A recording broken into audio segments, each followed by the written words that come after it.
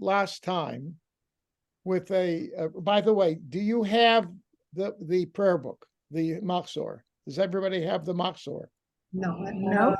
Oh, okay. So Go ahead. Please get your Mahzor. Don't forget, because we do refer to pages. Yes, I see the thumb. Yes. I will have to purchase one. I don't have one of my own. I use it in the synagogue, but I will purchase one. Okay. All right. This is it's this. You know which one I'm talking about. The one we use. Yeah. Karen, they do have them for $40 in the synagogue. No, the Mahzor is the one from Oh, Russia. I have the one. That Yeah, one. I took it to my son's house. Anyone will do. I can tell you where we are if you can. Yeah, I'll make a note. Go on. I'm good. All right. So do you have the same one? Do you have the Lev Shalem? Oh, me, Anina? Yes. No, I'm gonna have to get it. I Oh, think okay. I took it to my son's house. All right. Anyway, so excuse me. Jennifer, please turn on your mic. Okay. And you can turn on your camera too if you wish. Anyway, so last time we're working our way now through the blessings that precede the Shema. And we're looking at it in the Mahzor because we saw before that there are certain sections that are added in, but here very little, although, well, I'm going to the details right now. But I mean, one of the reasons why I selected this was that the people should know, because people who come to synagogue primarily in the high holidays assume that the prayers that they read are high holiday prayers. The fact of the matter is what we're reading right now are not high holiday prayers. This section of the prayer book has said the exact same words every day in the morning, every day, 354 days of a lunar year. Okay. All right. I mean, so this is routine stuff. And yet what we've seen is there are principles and themes and concepts in these prayers that play major roles in the High Holiday Mahzor, in the High Holiday liturgy, because they are that significant. Okay, they're very basic prayers, but the High Holiday prayer book, in the prayers written specifically for the high holidays, pick out the ones and emphasize the ones like kingship, like judgment and compassion. Okay, these things, remembering, these themes that flow throughout the normal liturgy are picked up upon in the Mahzor, and the highlighted. Okay, I mean the whole concept of repentance, right? It's a basic principle that's at work on the high holidays, right? Repenting for our sins. Well, the question is, when should a person repent? Every day. Every day. I was about to say the day before you die, but since you don't know when you're going to die, that means every day. Right. Rambam says you should not do that because you don't know what day you're going to die. So, right. So the point is, it's a basic principle all year long. Right? Because you don't have to wait for the high holidays to say I'm sorry to somebody and to try to repair a relationship. You shouldn't. The high holidays is, so to speak, to clean up any of the big or small stuff that you didn't deal with. Right? Some people have problems in interpersonal relationships that they should have worked on, but it's hard to do it. Right? You know what I'm talking about.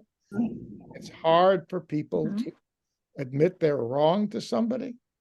But you got to do it. But so you kept, putting it off.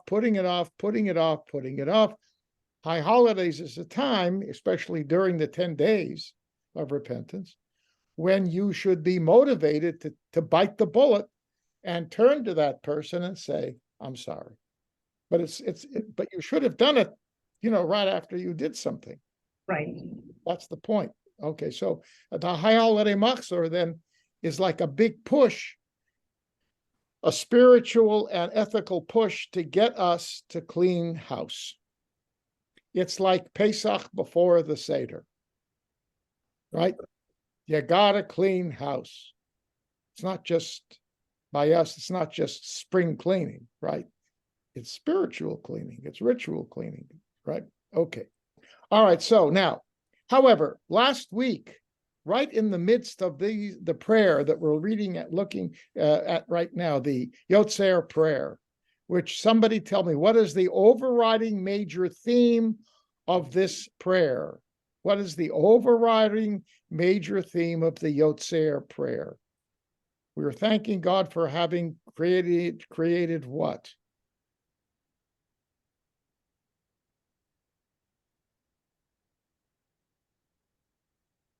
Alan, if you're talking, I can't lip read. Alan, unmute Alan. There we go. Okay. The response is everything. It's the very first line. Right. Thank God for creating everything. For Right, but the world blessing and us and our relationship. Right, everything. Okay, so God is creator. But what specific element of the creation does it give special focus to? To God. Goodness. It's to God. To Well, Hashem. God, of course. I mean, they're What else? praising, the angels are praising God. for Wait, all wait, wait. good points.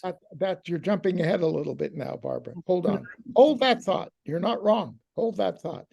But what is the, remember, it talks about God created Yotzer HaMeorot, the lights. It's a celebration of the creation of light and the lights, the heavenly host. Okay? We saw that term coming up in the preliminary paragraphs, and it will end in the prayer we're going to look at tonight, which is simply Yotzer HaMeorot, God who creates the heavenly host. Okay? Yes, but it is an extension of the whole concept of God as creator, right? As universal.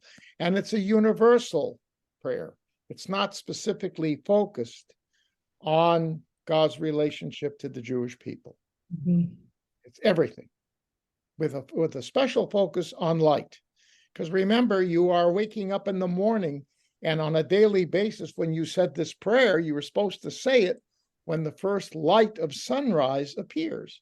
So you have the natural phenomenon to go with the liturgy. And that, if you've ever done that, very powerful thing. I mean, those of us who stay, I don't do it anymore. I'm not as young as I used to be.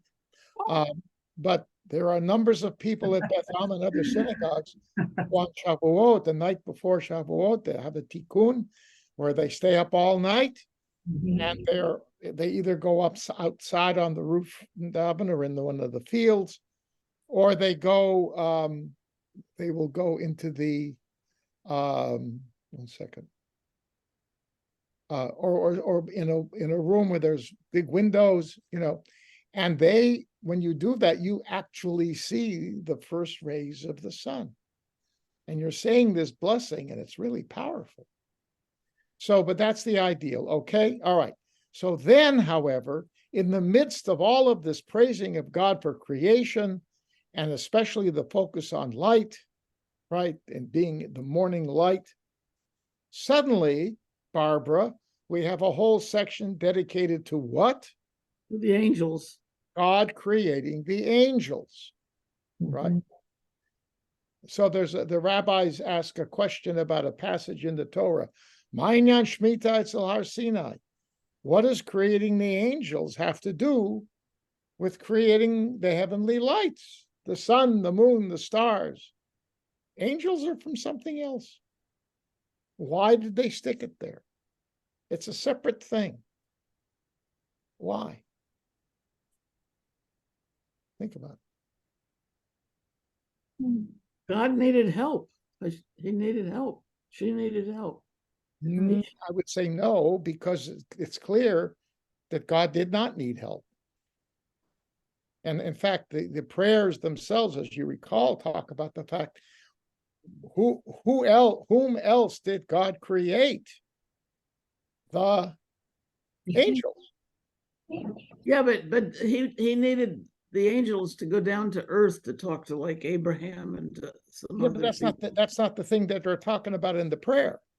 Yeah, I mean, that's true. right, the way that the Bible stories develop, but that's not what they're talking to here. They're talking about the angels praising God, the creator, you know. Is Okay, wait, Tybal, hands up.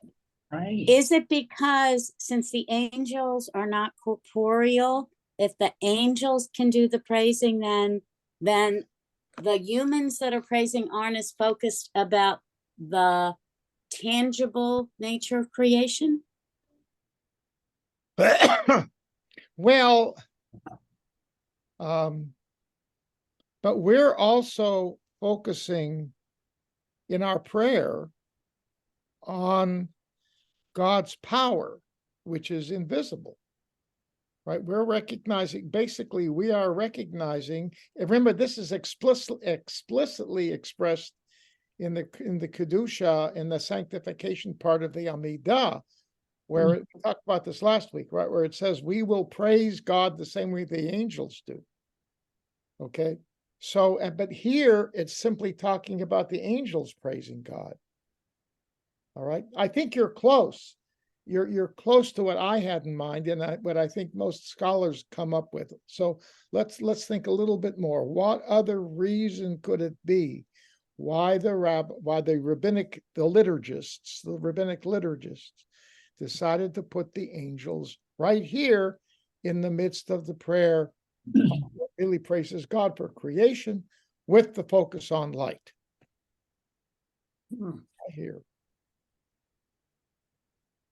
Any other thoughts? Does it have something to do with humanity? In what respect? Connection, some type of connection? Well, the angels do have a connection with God, to be sure, right? Very special connection. Okay. So I'm not quite sure that I understand it. Yeah, relationship is part of a lot of this stuff. There's no question. Relationship is, but the angels have their own unique relationship with God. We have our own unique relationship with God, which we're going to get to in just a second. The second part of the class tonight will deal with that. Okay. All right. So let me offer a thought. Okay, Alan.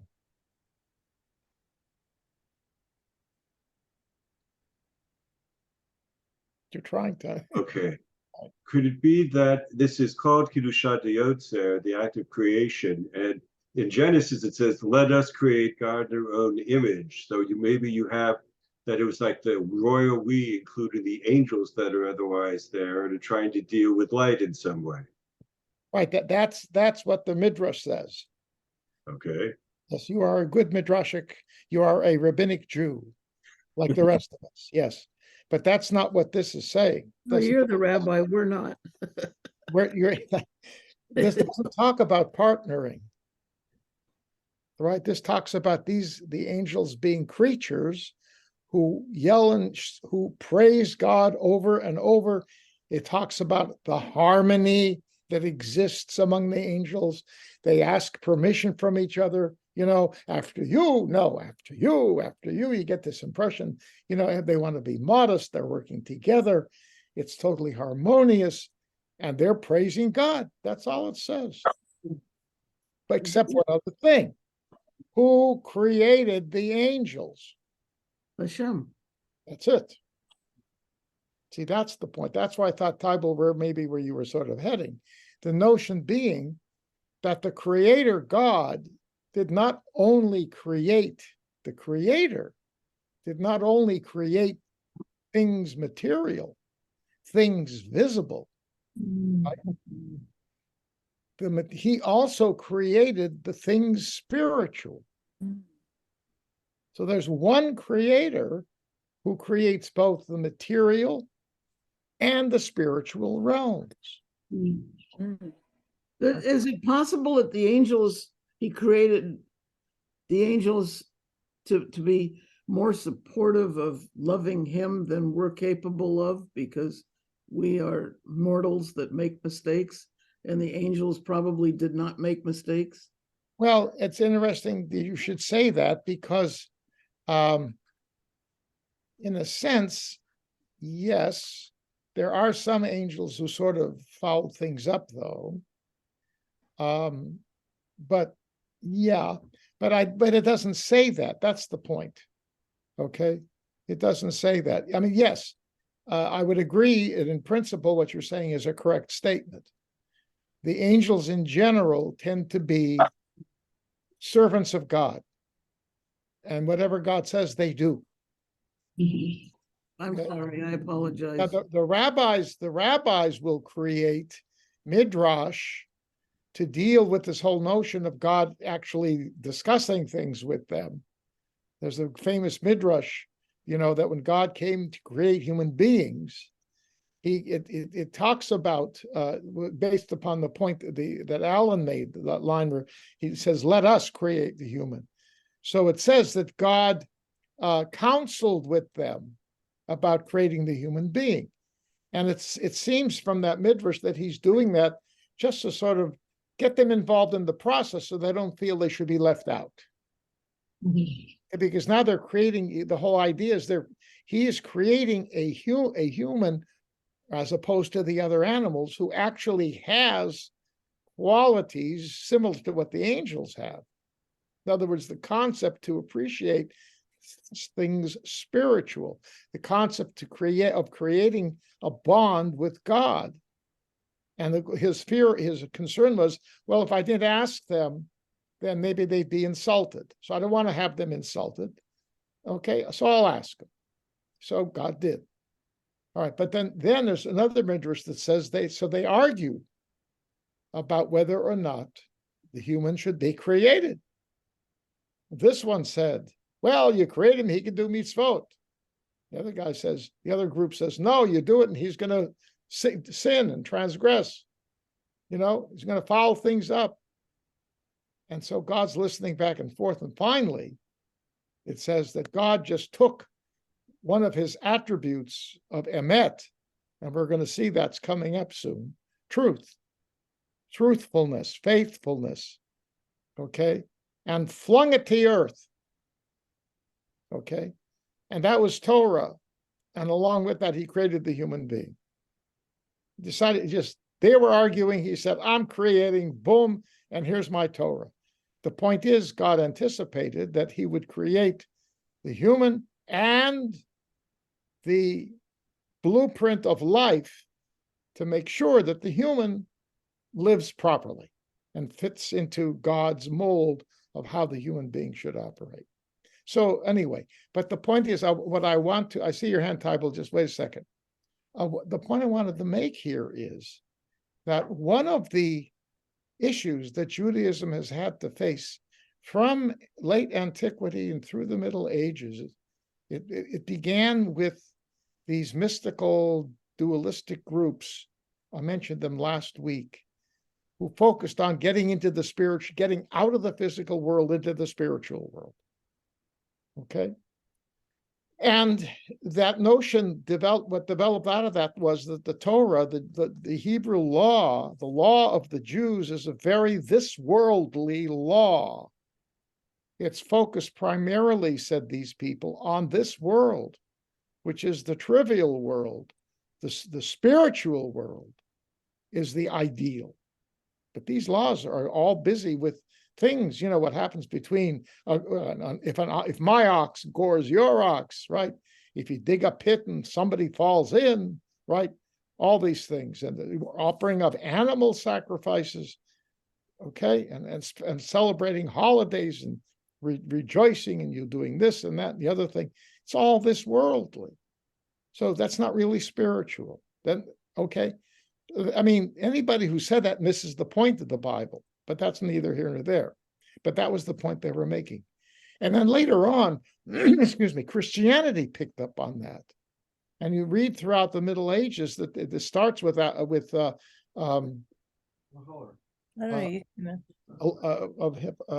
it just left my head.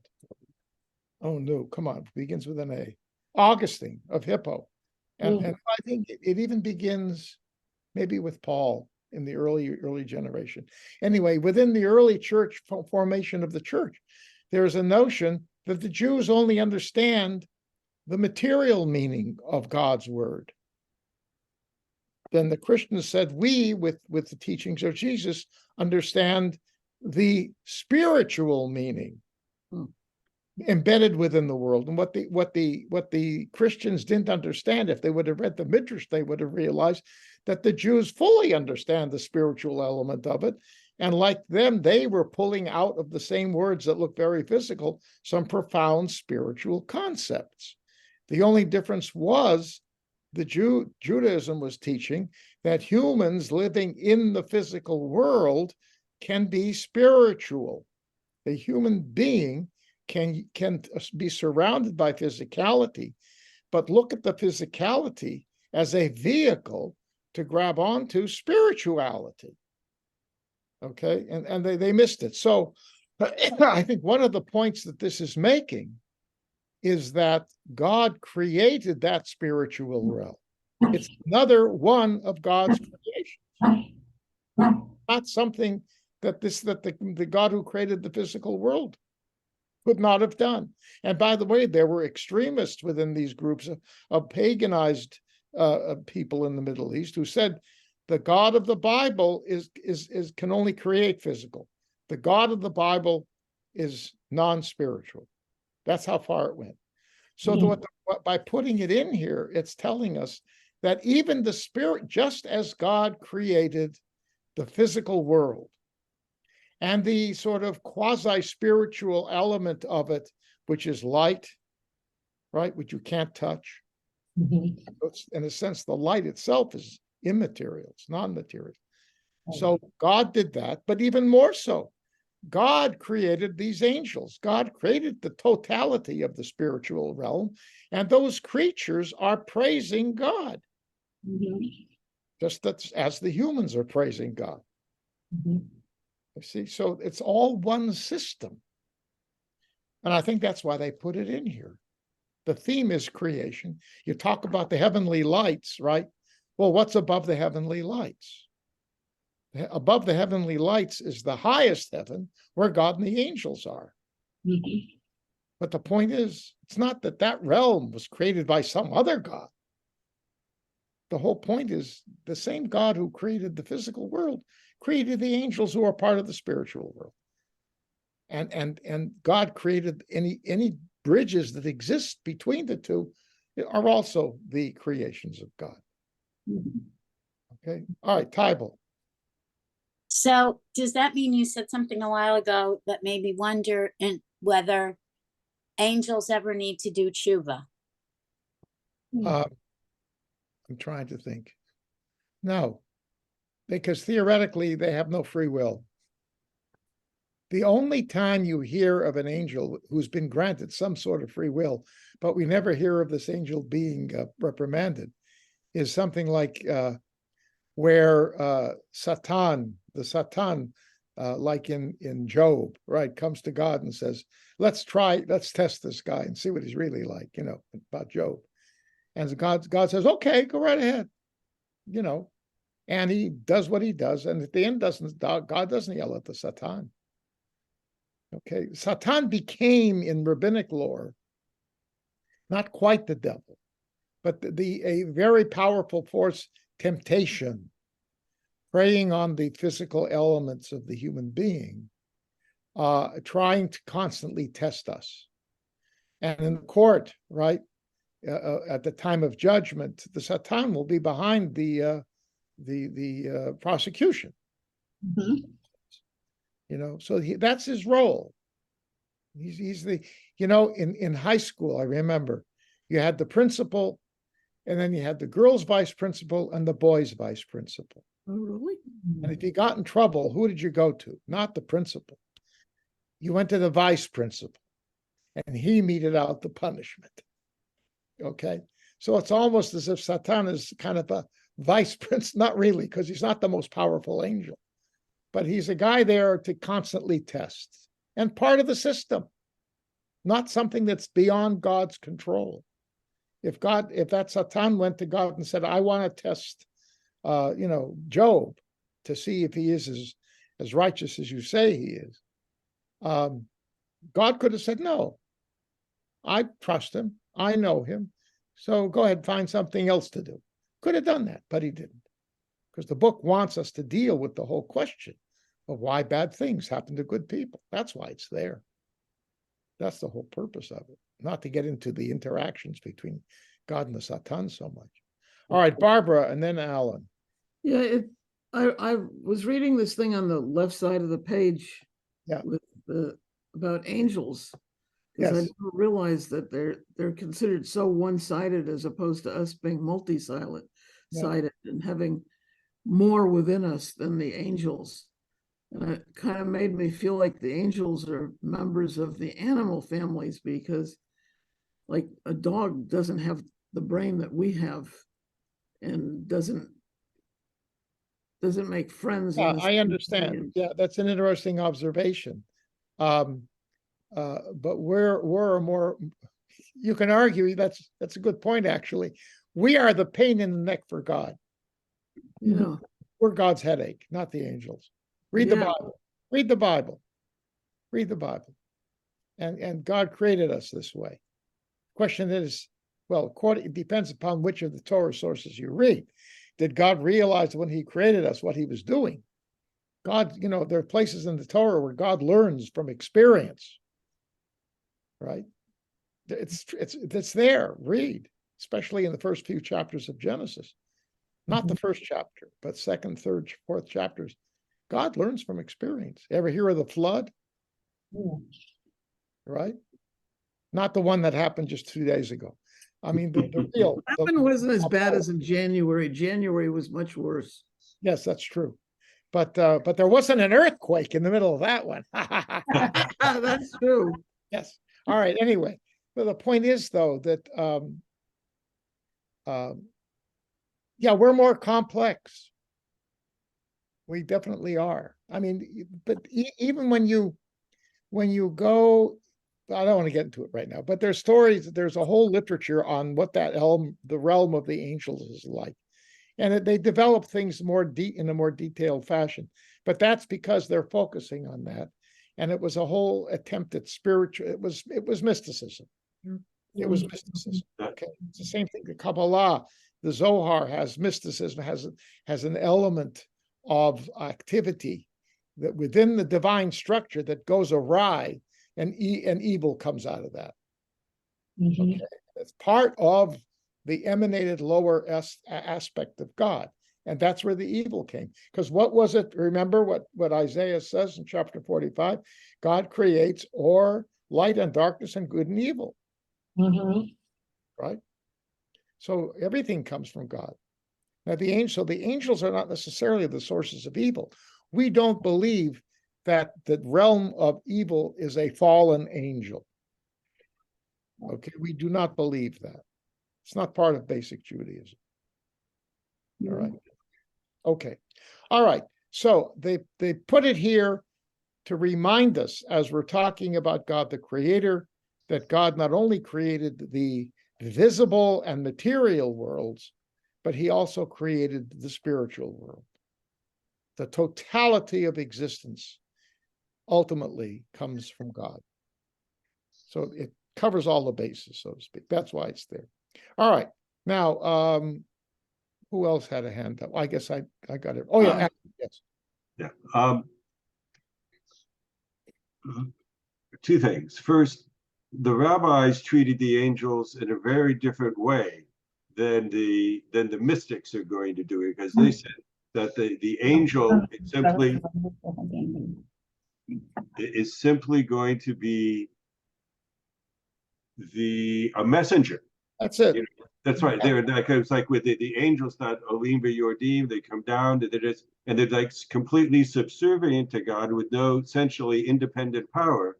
And yet there's no mention of when they were created in Genesis, about when they were created. It seems like it all comes into play, and it's more as a response to Jewish mysticism that later on takes place, that the angels gain more prominence, and Gabriel and everyone else comes through. Well, I mean, yes, they pop up from time to time, right?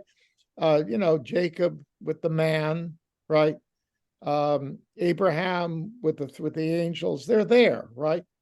They're Mhm. there. And Samson being born, the But angels then, coming down. you're right, and we talked about this a few times ago. Remember when we, maybe you weren't here. I You know, may not have been where there, sorry. Kadosh, Kadosh, Kadosh comes from, it's Isaiah having his vision in chapter 6 of angels, okay? And then you have Ezekiel seeing angels.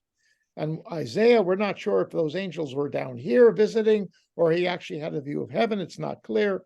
Clearly, Ezekiel, the angels were down here. So the Bible has those things, and the rabbis had to deal with that. So yes, they became, they dealt with it in a certain way. You're right. The mystics, who's remember, mysticism is an impulse, a need to elevate oneself while still alive into the realm of the absolute spiritual, to sort of get that element of the potential within the mystic. So the mystic believes it's within me. I need to develop it the same way that I have develop my relationship to the physical world. And I would be totally fulfilled. Okay. Maimonides would say, no, no, no. It's if you fill your mind with knowledge and understanding, then you'll be totally fulfilled as a human being. He didn't want to go up into the realm of the angels. It was not, well, he talked about it a little, but it's not central to his belief. So we even have differences there. But the point is, yes, in a sense, the focus started with the biblical mystics. I'm sorry, with the mystics, I said the wrong term, the mystics of the period of the Talmud, from the 3rd, 4th, 5th, 6th centuries. That's when a lot of that stuff you're talking about and I'm talking about develops. But where does it end up? In the Siddur, in the Mahzor. That's how powerful that was. So it's not just mystics. The people who pray this aren't mystics. We do. And some of us here may be mystics. I'm interested in mysticism, but I do not consider myself a believing mystic. Okay.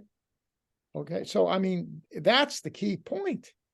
And the prayer book was much more used than Bible or Talmud by the average Jew in the course of the average week. Okay. The prayers that you say, right? It's all spiritual activity. And you're talking to the great God who provides you with this and provides you with that and provides you with this. So that's the thing. The interesting thing is it came from a very limited group of people. And how many times have we seen in the course of reading the prayers, this kind of repetitive mantra type statement over and over and over and over again? Do you remember? We're going to see some more in just a minute.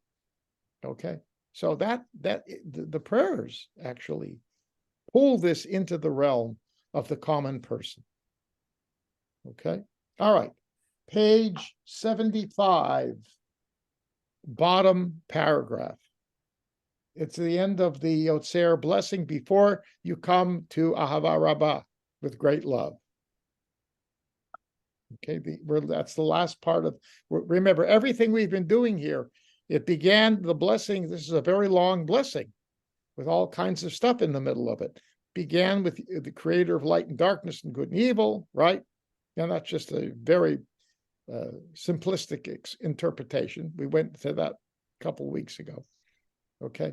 So it began with that, and now here we are a few pages later at the end of that blessing with the final blessing. Remember, we said you have there's a whole structure here of blessings, and it's a well thought out structure. It's not just haphazard. Okay, so now we are, after we've finished with this praising of the angels, Baruch Kabod Adonai Mimkomo, praised be God from his place.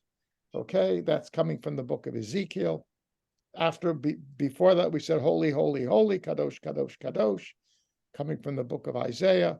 So those are key elements of the Bible where angels are involved, indubitably. Okay, all right. Now, La'el Baruch Ni'imot Yitenu. Okay, that's the last blessing. All right. So it's interesting. 1 second. Here you find this word ne'ima in the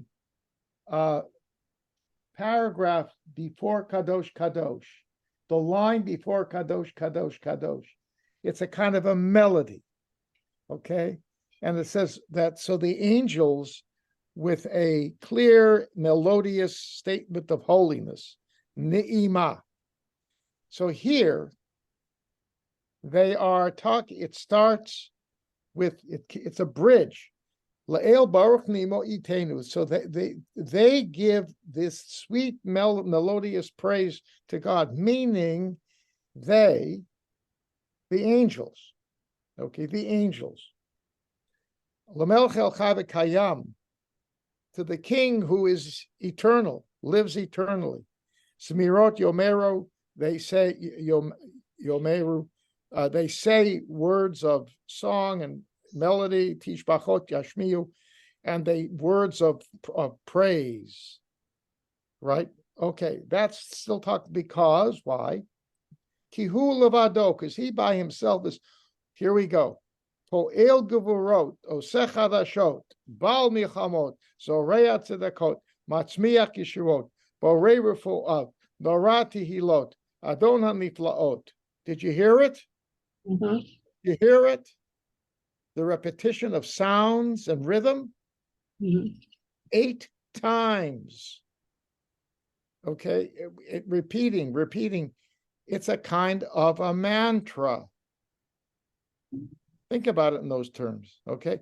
Ein Keloheinu, Ein Kadonenu, Ein Kemalkeinu, Ein Kemoshienu, me da da da da, right? Yeah, Poel Gevurot, Osech Hadashot, Baal Milchamot, Zoreya Tzedakot, Matzmiach Yeshuot, Borei Refuot, Norati Hilot, Adon Haniflaot. Forget about the meaning for a moment. The sound. Mhm. That's mysticism. That's mysticism. When you look at these books that the mystics wrote sometime in the 4th, 5th, 6th century, it's all over the place. And this is short. It's only 8 segments. Okay, we're going to see one. We've already seen one that has 15. We're going to see another one soon that's got 16 segments. I always remind you of Kaddish. Yit barach, ve'yish tabach, ve'yit ba'ar, ve'yit romam, ve'yit naseh, ve'yit tadar, ve'yit taleh, ve'yit halal. 8 times. Different words, same idea. Repeat. Mantra. Mysticism. Powerful. These are the things people remember. Kadosh, that's biblical. That's from the Bible has certain elements of it. Rare, not that often, but they're there. We talked about that in some of the Psalms weeks ago, where you have repetition like this. Okay. All right. So what does it mean? So he's creator of mighty things, new things. He's the master of war. How does war get in here?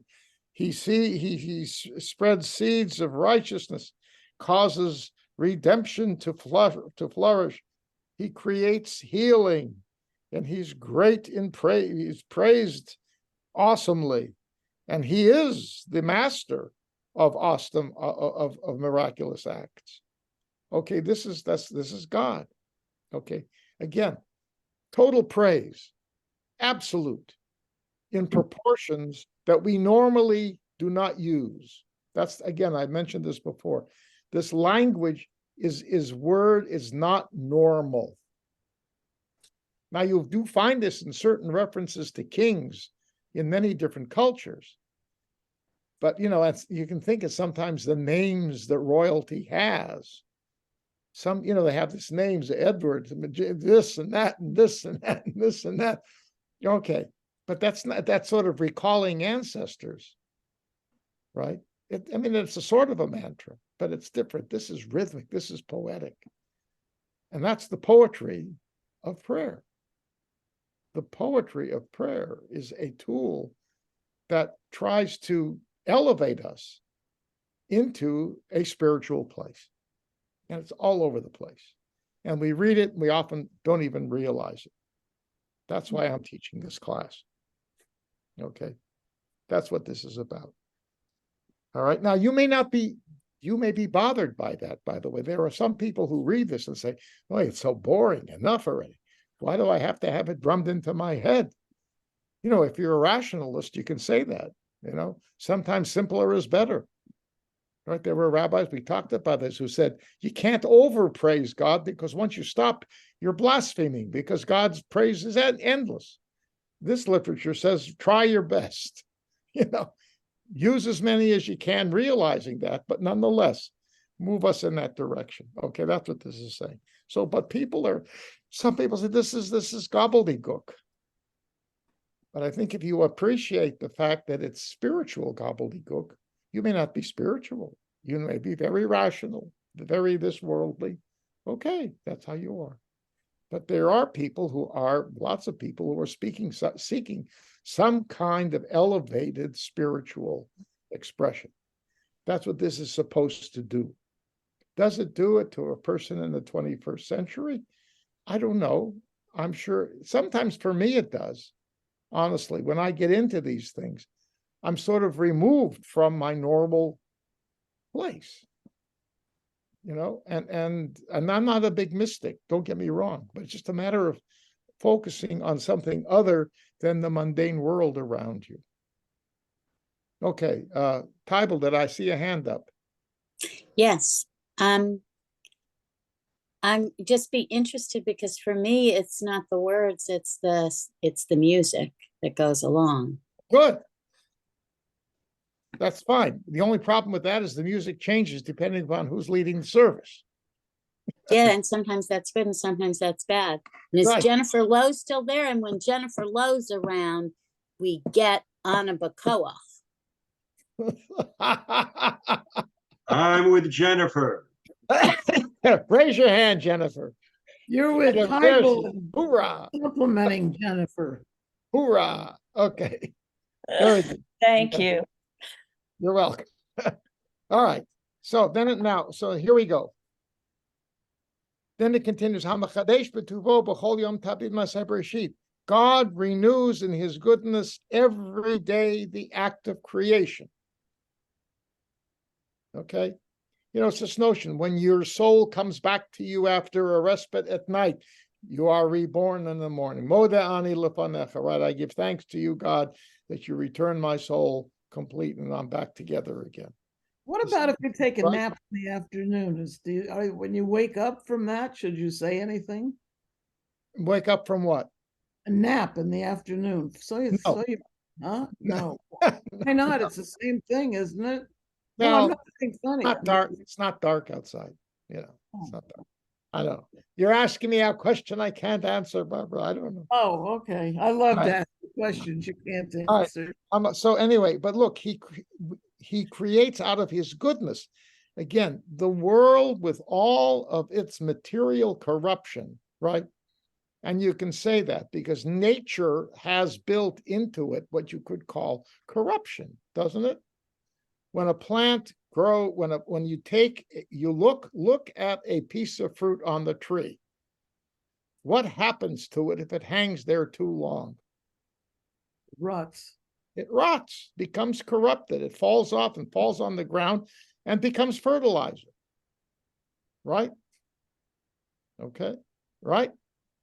So, I mean, physicality, the whole point is, I'm going to be 80 years old. Believe me, my body has become corrupted vis-a-vis where it was 40 years ago. And if you tell me otherwise, telling you you're wrong, right? There's parts of it that don't work as well as they used to.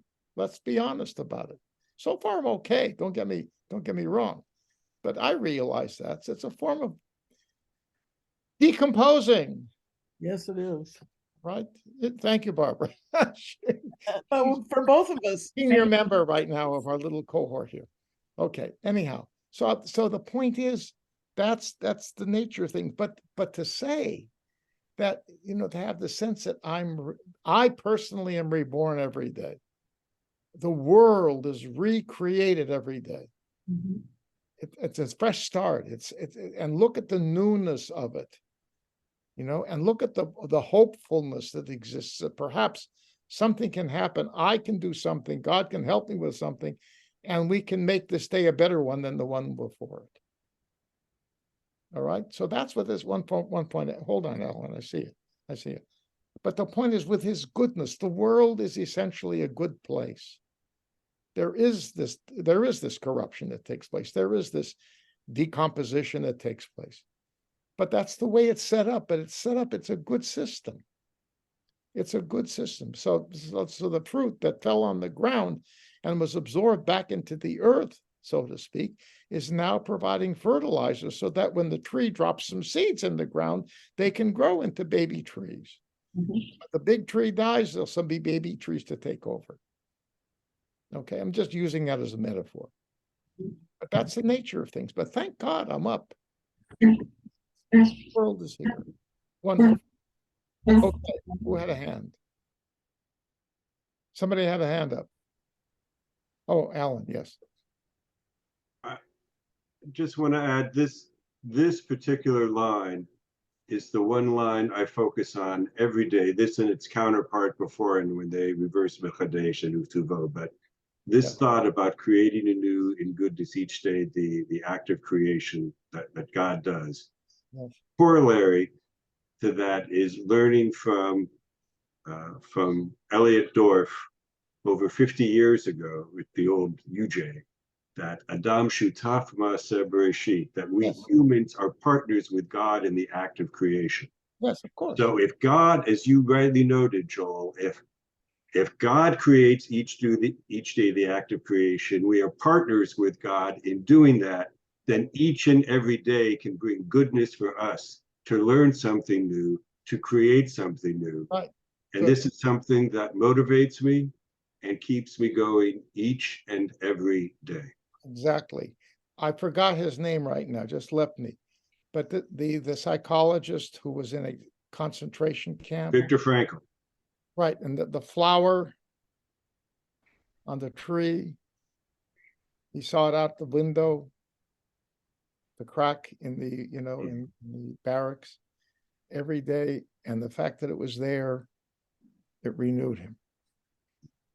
Okay, so it's right. And this is supposed to engender within us that kind of an attitude. Exactly, that's why it's here. Then it continues, right? This is from the psalm that we say, in the morning on Shabbos and the holidays. Okay, Hodol and Ki Tov, Leose Orim Gedolim, Kili Olam Chazdo. Then it says, now, this next line is really interesting. Or Chadash al Tzion Ta'ir, V'nizkechu lana meherali oro. May a new light shine upon Zion, and may we all merit quickly in its light. Okay? All right. Does anybody have a problem with that line? I like it. Anyone have a problem with that line?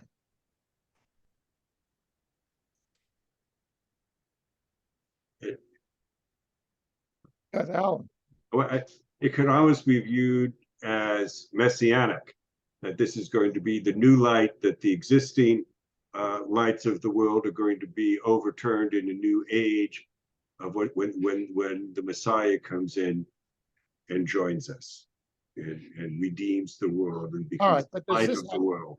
Does this have anything to do with the theme of the overall blessing? This is the. It would be the light, kind of like it's not just the creation of a light, but light of. It's more midrashic about viewing light of God, or a new light that's going to take place in Zion. Okay, fine, but it is exotic, if that's what you just said. Yeah. It doesn't really. This has said the world. Redeem, the concept redeemer pops up here and there, but it's almost part of God's description.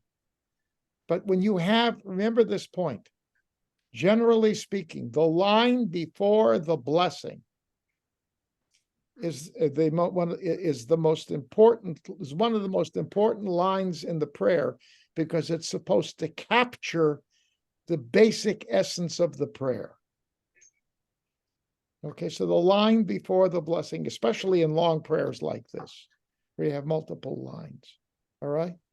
So the question is, given everything we've said up until this point, does this capture the essence of the prayer that has come before it? Yeah. Where did we find a prayer for light to fall upon Zion? Where else? Where in the prayer? Nowhere.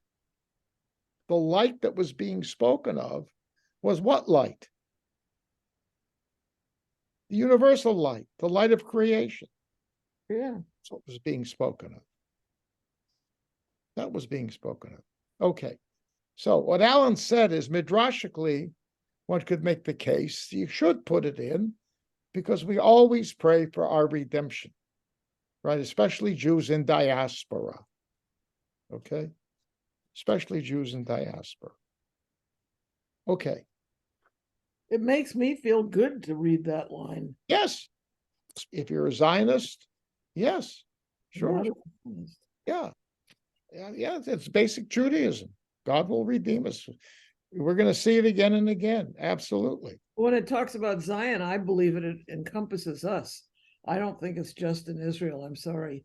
I think Well, we're but then Zion. you're doing your own midrash on it, and that's fine.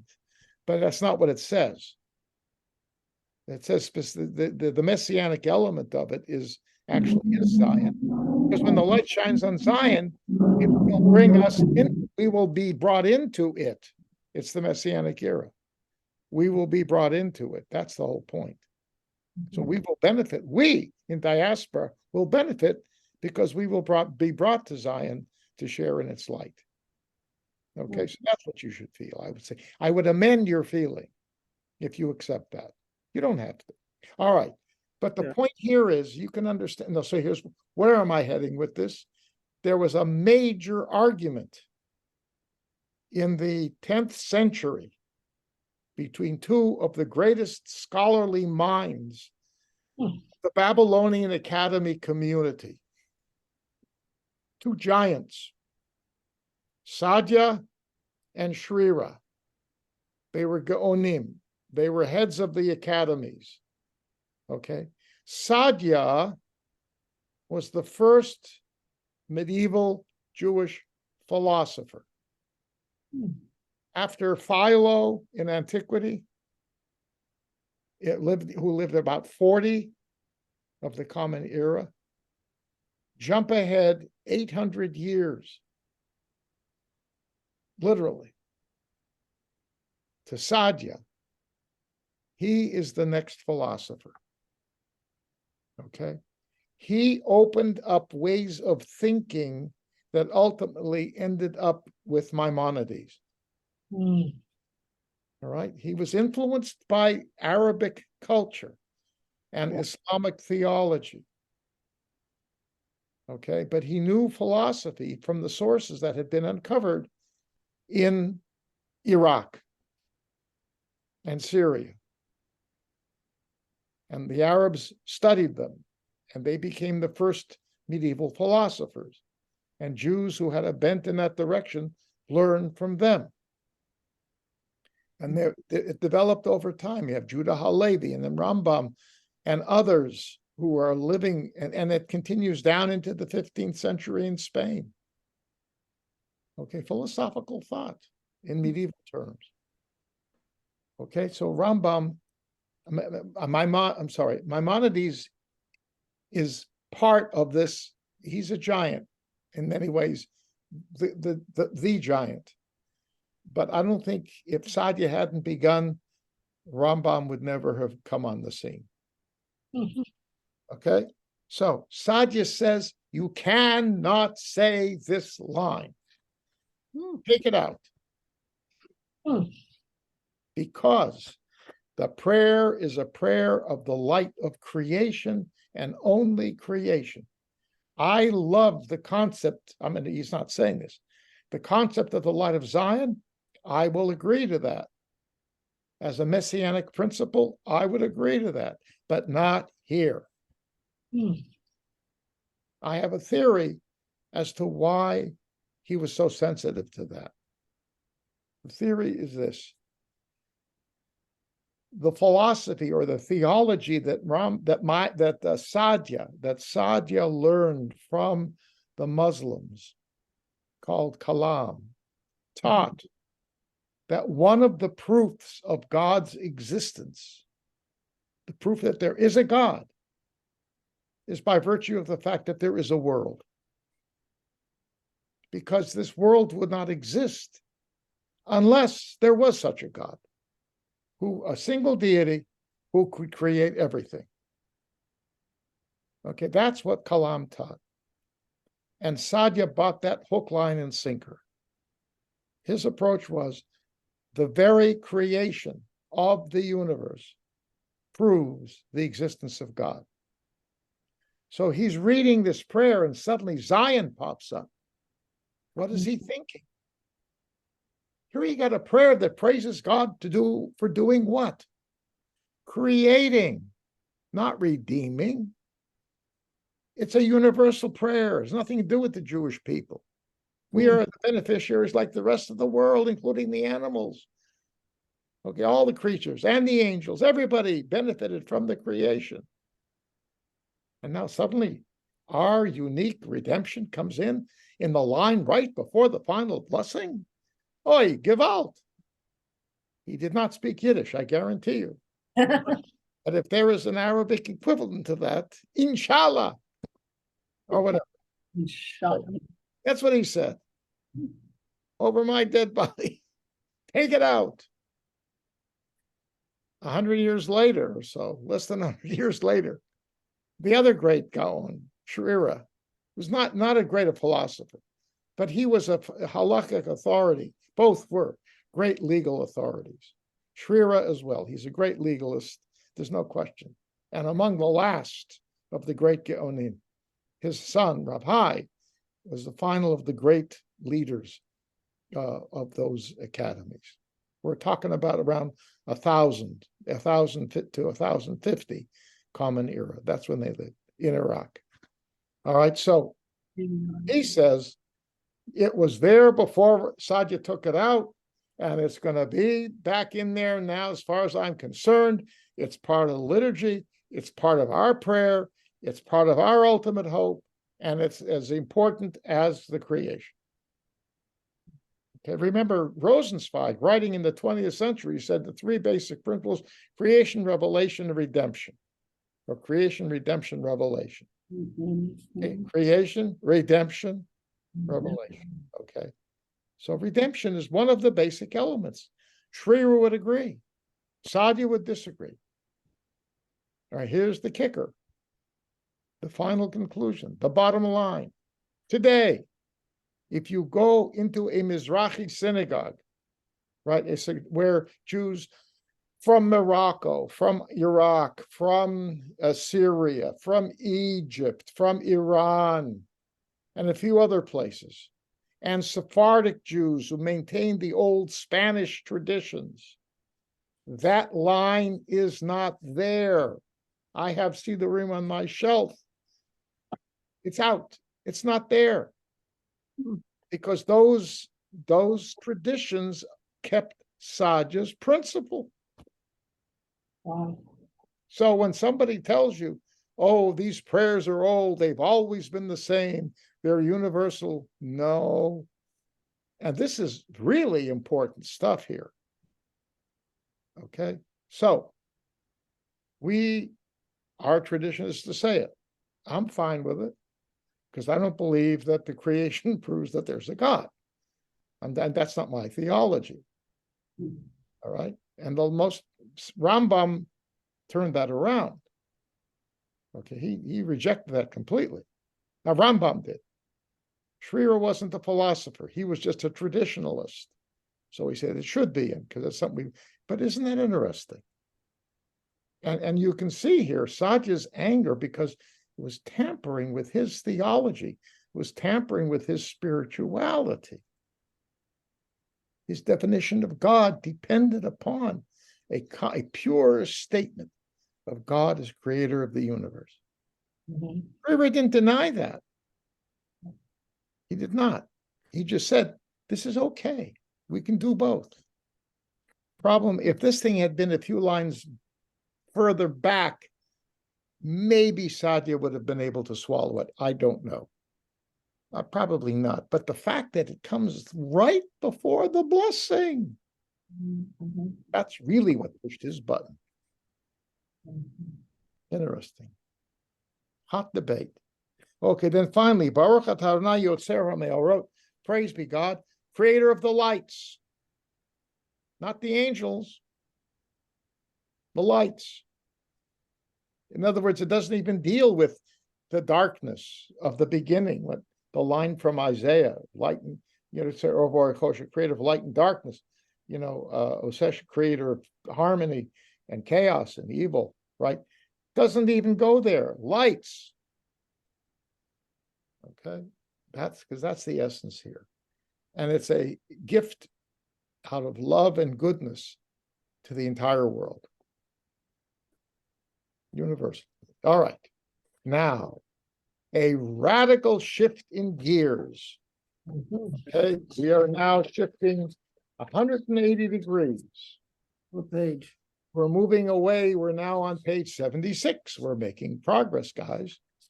The next prayer, Ahava Rabbah. Okay, so this prayer speaks totally about and to the Jewish people.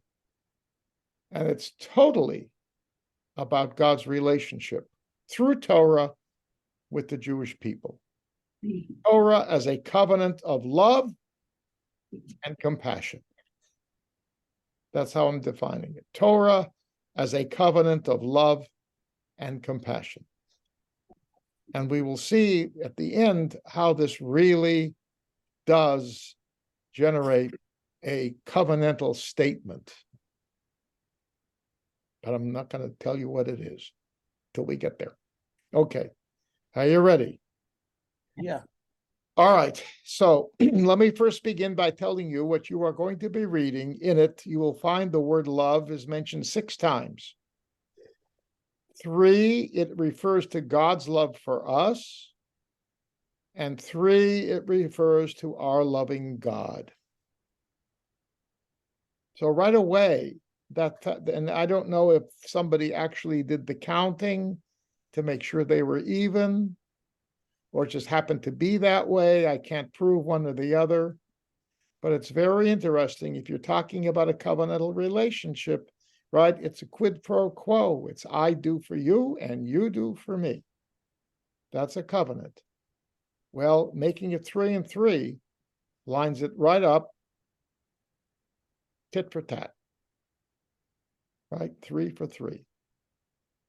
All right, so keep that in mind. Okay, Ahava Rabbah Ahavtanu. With great love have you loved us. Adonai Eloheinu, Lord our God. Chemla gdola v'teira chamalta aleinu. An amazing compassion, act of compassion. Chemla, okay? Look at the translate.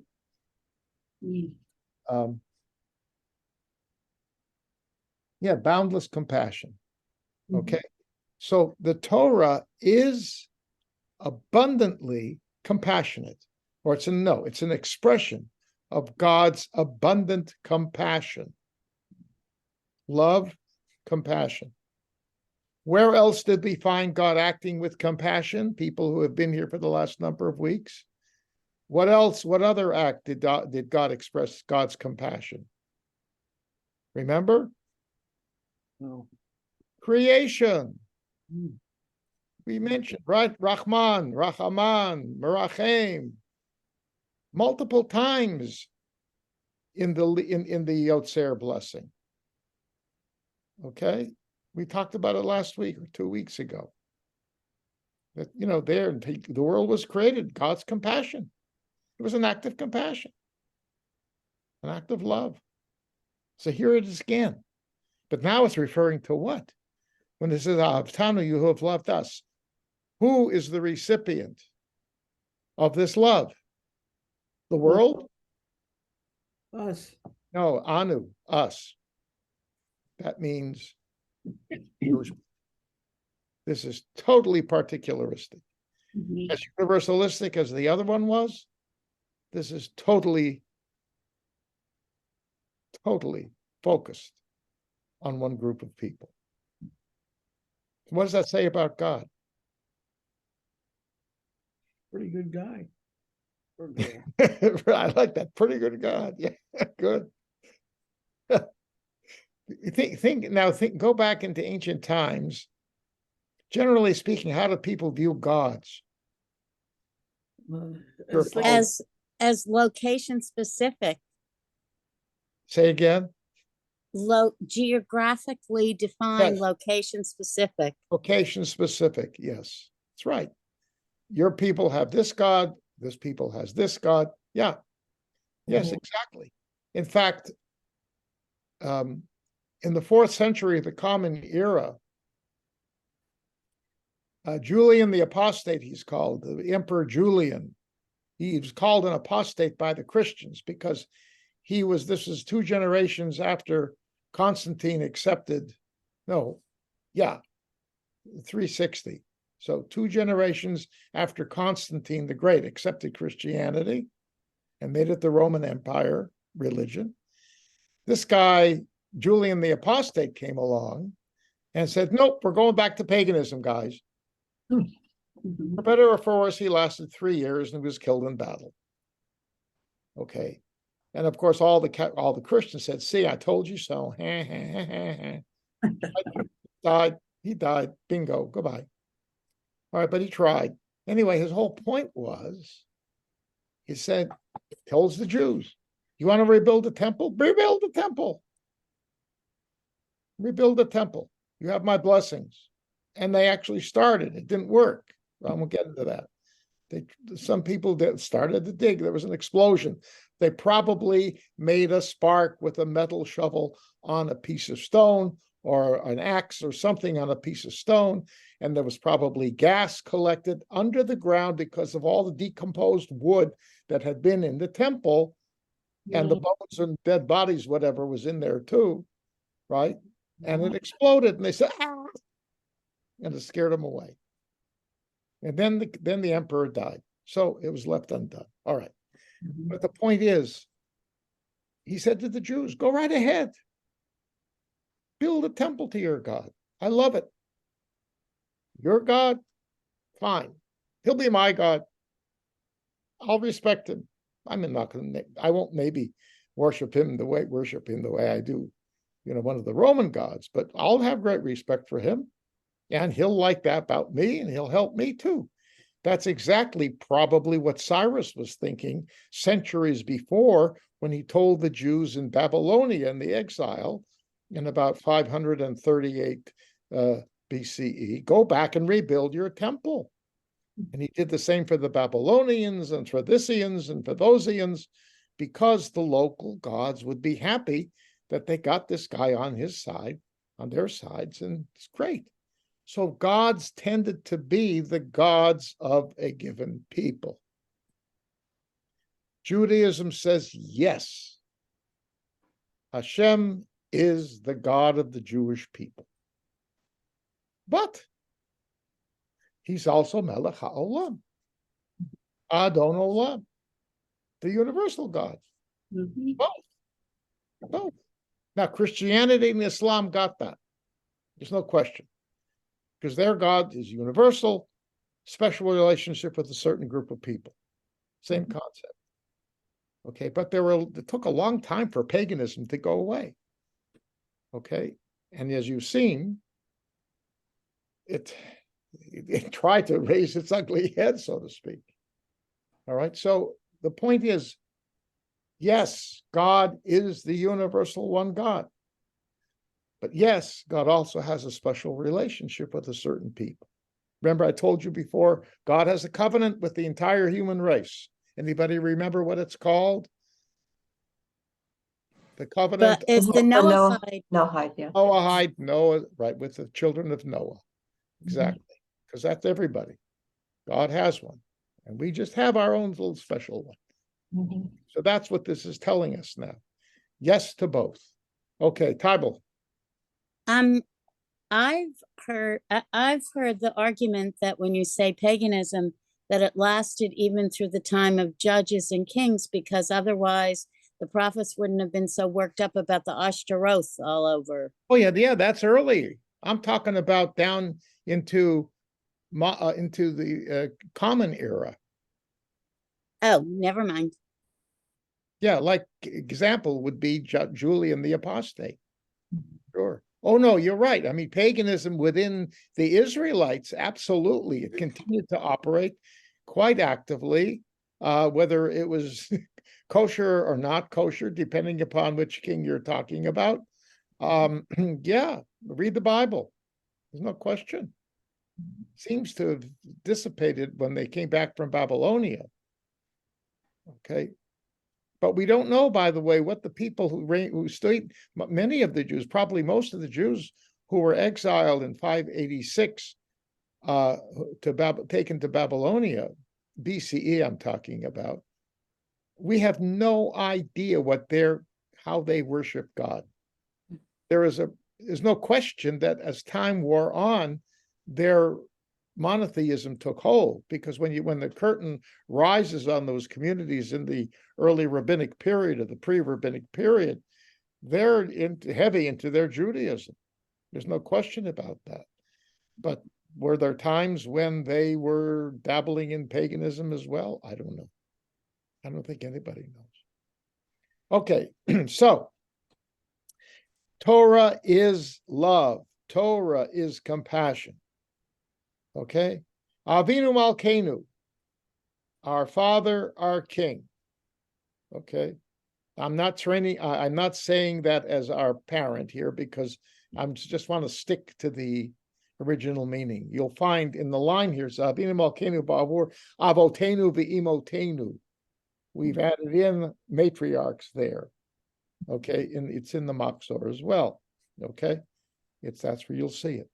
But the point is, we're talking about here this concept.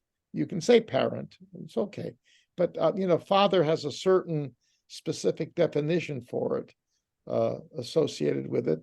Malkeinu, the so to speak, the power of patriarchy, right? Which I am opposed to. But in antiquity, that was the nature of culture, right? The patriarch and the power of the king, right? In different venues, two different powerful sort of people. Yes? Okay. What comes first? Sarah, you think about it. This is not, some of you have heard me say this many times. I mean, I've thrown this into sermons and classes for the last 40 years. So it must have popped up somewhere. Avinu Malkeinu, that prayer we say on the high holidays a lot, right? Avinu Malkeinu. Do we say Malkeinu Avinu? Do we put the king first? No. It's always Papa. Okay. And it's true. I challenge you to find somewhere in our liturgy, in our sacred books, where you have this duad, right? Where father is second. It's always Avinu Malkeinu. Why? Think about what the first line said. With great love have you loved us, and with great the father's more compassionate than the king. Yes. The king issues edicts, and the people follow. The king leads the people into battle, right? And makes war. The king will decide who shall live and who shall die, right? The father doesn't do that. And the father, maybe he could be a stern guy, requires the kids to hold the line, and he maybe punishes them too. But generally speaking, unless he's psychotic, he loves his children. And he's doing it because he believes it's in their best interest. Now, the king might love his people, but ultimately what the king wants to do is stay in power.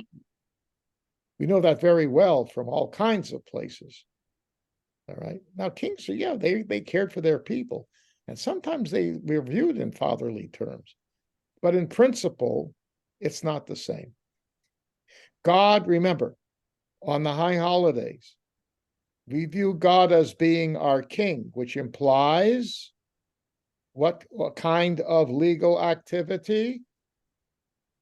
Judge, because the king was he was the final court of appeals, right? Think about Solomon and the two ladies with the baby, right? They go to the king. They can say it's a story. Maybe it happened. We're not sure. There are a lot of stories that are woven into the history there, but let's say it happened.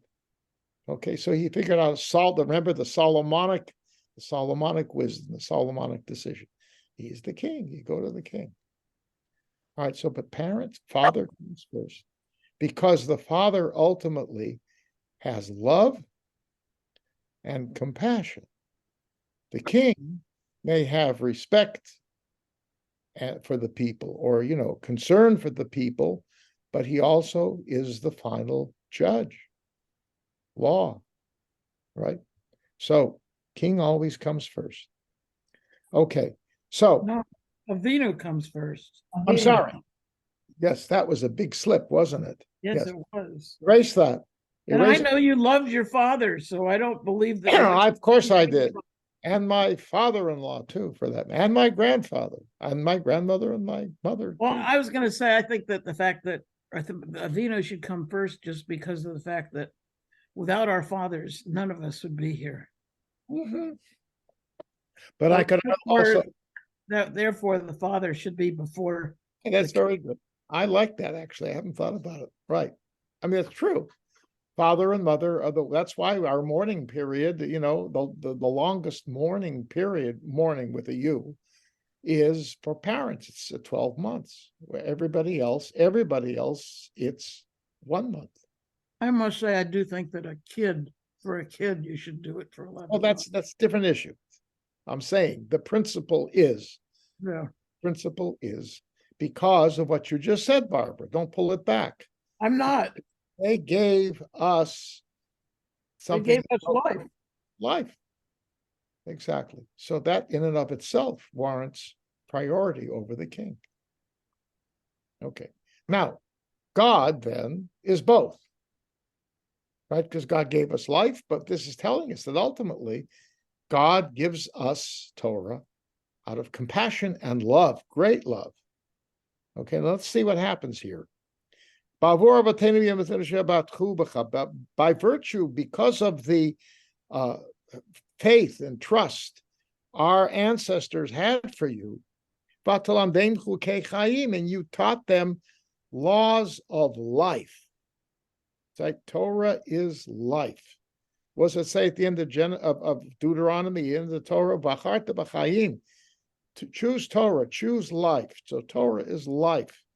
Again, talking about the way certain people in antiquity and even today view the legal system of Judaism. It's life. It's life. It governs physical life on earth, and it sets the tone for a kind of life that allows us to enter into eternal spiritual life when we leave this world. That's essentially what this is all about. Okay? So you taught us the rules for living. Kain techanenu, so shall you have grace upon us. Again, Kain always goes with chesed, with compassion, loving kindness, sorry. Be loving for us and teach us. We want to learn, God. Our Father, teach us. Now, listen to this. Avinu, our Father. Ha'av, the Father. Harachaman. So Avinu, our Father. The compassionate Father. The compassionate one. Rachem Aleinu. So you have two Abbas and three compassions. Boom, boom, boom, boom, boom. Father, compassion. This is overkill. Or let's say it's emphasis. Mhm. Emphasis. Repetition is emphasis in Hebrew. Many languages it is, okay? But here, look how many times Abba appears here, right? Abba, Avinu, Ha'av. 3 times. Rachaman, Rachem. 3 times right there. But you already had Hanenu, Chemla, all these words of compassion. Torah is compassion. Why is Torah compassion? It's the world. Hmm? Why is Torah compassion? In the overall. Look, there's some stuff in the ancient Torah which we have a lot of problems with. Stoning, for example. Okay. But why is it compassion? Tybal. I'm going to say, looking at the meaning of Torah, which is teaching, that it's compassionate to give those who are subject to authority the way in which to understand how the authority works and do better. Correct. That's a good way of putting it. Right. In other words, Torah is not kept secret. That's the point. It says in Deuteronomy, Lo b'shamayim hi. It's not in heaven. Torah was given to us. God, what's saying is, teach us. We want to do Torah. We want to learn Torah. We want to live by Torah. So it's an act of compassion, because if it's followed, you create a society that ultimately will be a caring, compassionate society. That's what it's about. It's what it's supposed to be. Look at the basic day. Love the other person, right? All the basic are there. I mean, even the punishments that exist are there in order to make sure that in the overall society avoids doing what brought on that punishment, because the act that brought about the punishment was an act that denied the compassion, that destroyed the love. Right? If you murder somebody, right? I'm not going to argue whether or not you believe in capital punishment, but the fact of the matter is, when you murder somebody, you have brought chaos into the world, hate, animosity, all kinds of bad stuff. So the murderer has got to be removed from society. That's it. And that's a punishment. Goodbye. However you define the goodbye. Okay? That's what it's saying. All right? And everybody else learn from that. That's not how you create a loving world. Murdering people doesn't create a world full of love. Okay? It's a hard one, right? You make war, right? You got a war now going on, because everybody who's, I think, sort of compassionate, if you will, is assuming that maybe if we do this now, we won't have to have something worse come afterwards. We are reminded of some other dictator who wanted to gobble up land, and his gobbling began and nobody stopped him. So he thought that he could just keep gobble and gobble, right? And you saw what happened. 55 million people died. It's called World War II. Of course, there was the other one on the other side too. Anyway, but you get the point. So the point is, the ultimate purpose of Torah, what this is telling us is to create a harmonious world. God created a relatively harmonious physical world. Okay? The more you understand the world, the more you understand how there is harmony. Sometimes it's not perfect harmony, granted. All right. But on the other hand, in general, things operate according to a system.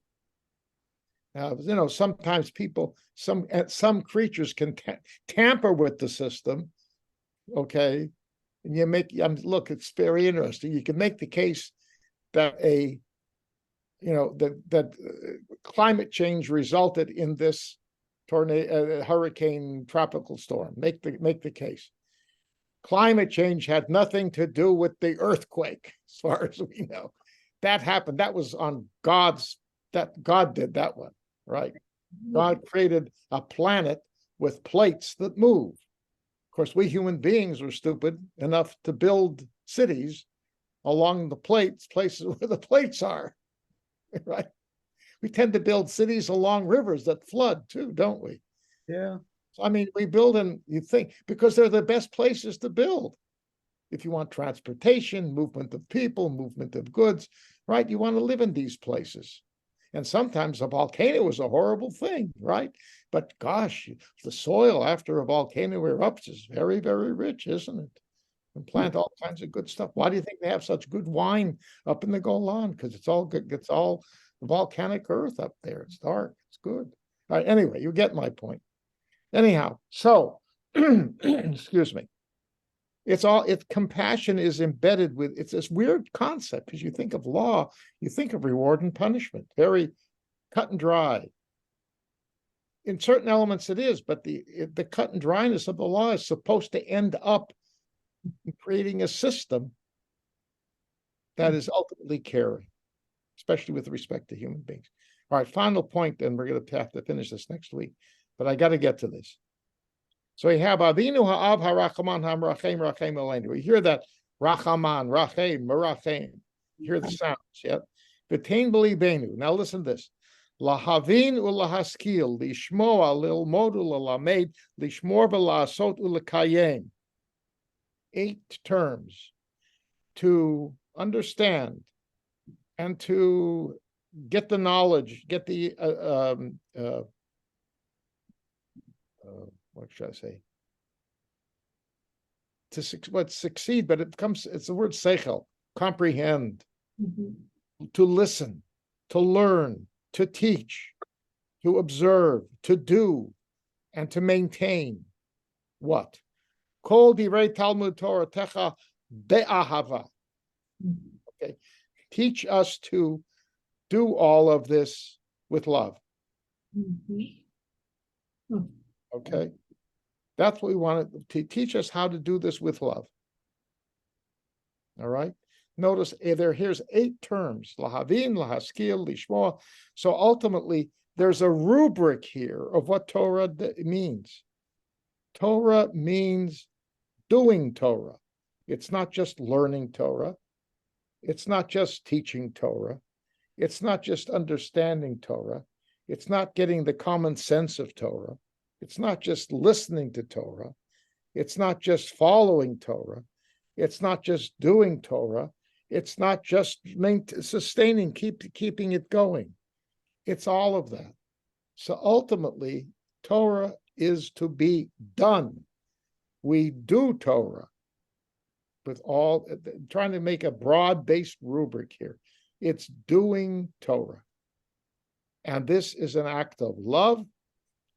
And we should, and hear that line, ba'ahava, that word at the end, it's not clear, is God doing all this out of love for us? Or is he telling us to do Torah with love for us? It can actually go both ways. And maybe it's intentional. Okay, we're going to stop here, finish up. Next week, we're going to see how this flows into a clearly cut, clearly defined covenant statement in what follows. So if you want to look in your Mahzor or Siddur, what follows after this blessing, and I would read not just the first line of what follows this blessing, read some of the paragraphs. And if you can come back next week and tell me where the covenant is, I'll give you a gold star. Oh, cool. Our final That's point, what I mean. Bible, yes, quickly. What I want to say is, what we say as Jews is, when people have died, is may their memories be for a blessing. And part of what you talked about tonight reminded me of my father, the cantor, may his memory be for a blessing, because particularly at this time, as he prepared for Kol Nidre. Anyway, so that's just a picture, not just, that is a picture of him on the bima. Oh, I see. Wow. Because just a bunch of things you said when you kept talking about the Father and music is my connection, and now I'll stop. So Beautiful. I just want to thank everybody, because this gave me some moments tonight in which my father's memory was for a blessing. Amen. This is good. All right, so let us all keep making blessings too. This is a good thing. All right, folks. We will see one another next week. Please God, be healthy, and may the sun shine, may not be too hot, and let's hope that the next rains that fall are gentle, and that there should be no earthquake in the middle. And I've had my roof done. Okay. All right. Thank you. Thank you. Bye. See Thank you all. you. Bye. Early Shabbat Shalom. Good night. Shabbat Shalom. Rabbi, tell us the page for the homework again for those older Where you people are. who, What? what What? page? 76. 76. Thank you, Barbara. Okay. You're welcome, Tybal. Okay. Bye-bye. Bye-bye. Bye-bye.